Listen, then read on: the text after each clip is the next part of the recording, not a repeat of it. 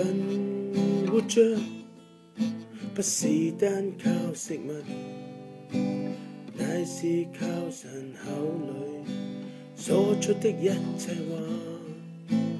我願天天遵守，依靠你話語。我要謹守神你的誡命，我要遵行你的道。我要謹守神你的誡命，我要單單敬畏你。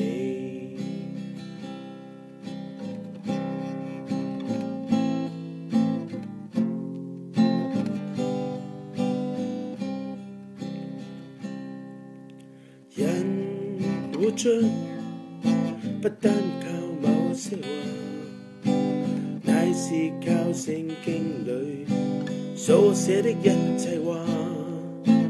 我願天天遵守每一句話語。我要謹守神你的誡命，我要遵行你的道。我要謹守神你的誡命，我要單單敬畏你。我要謹守神你的誡命，我要遵行你的道。